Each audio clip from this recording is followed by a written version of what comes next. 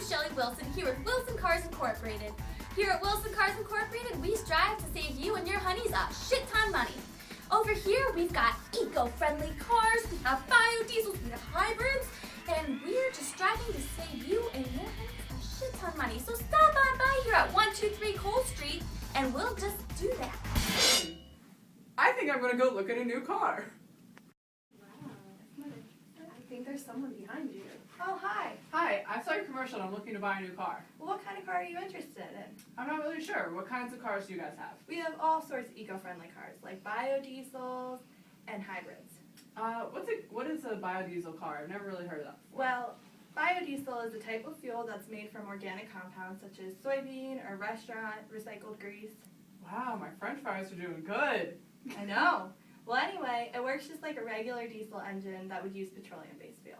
Wow, that's so interesting. So, what exactly are the advantages of biodiesel fuel? Well, it makes your engine last longer because it lubricates the engine, and it's the only fuel that currently meets the Clean Air Emissions Act set forth by the U.S. government. Shut the front door. I know, right? And it also reduces carcinogenic emissions by 85%. It's amazing. You can say goodbye to cancer. I hate to interrupt, but I heard that there's some severe disadvantages to using biodiesel fuel in cars. Really? It sounds so great. Well, there are disadvantages to everything. Well, I heard that biodiesel can't be used in low temperatures because it causes the fuel to gel. Additionally, I heard that there might be an insufficient organic supply to fuel biodiesel that we might be taking away from some people's food supplies. I guess that makes sense. And also, I guess if you, not everyone is close to a farm or somewhere that actually grows soybeans, so it would be very costly for them to try to transport it all over the country. Exactly. It takes 27 to 118% more energy to produce a gallon of biodiesel than is produced by that gallon.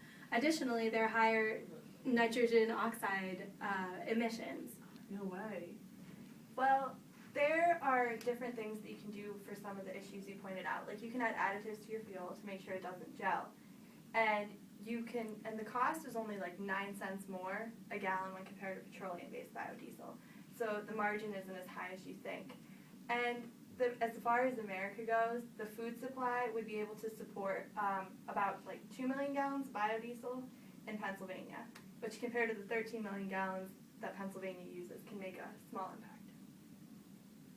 After leaving Wilson Cars Incorporated, I did a little more research on biodiesel fuel, and here's what I found. This diagram shows the production flow for biodiesel.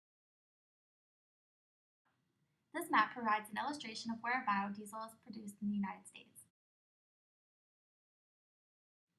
There are many advantages associated with using biodiesel fuels.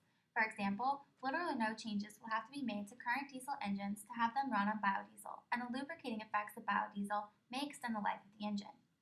Using biodiesel for personal transportation will decrease the United States' dependency on foreign oil and can help grow our economy by providing a use for the current soybean surplus.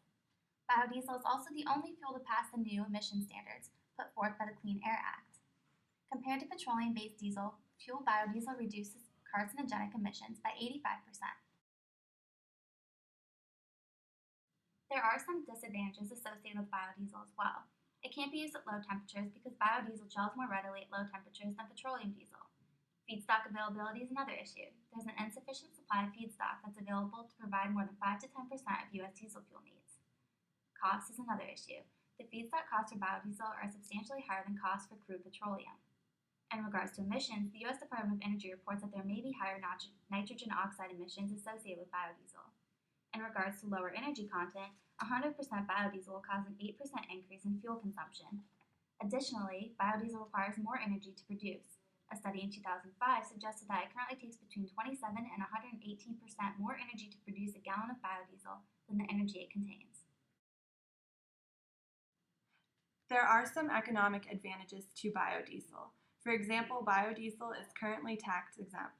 In addition, it is more prominent in Europe because the transportation industry in Europe is more focused on the diesel engine than the gasoline engine as in the United States. In addition, biodiesel can supply Pennsylvania with 2.11 million gallons of diesel annually.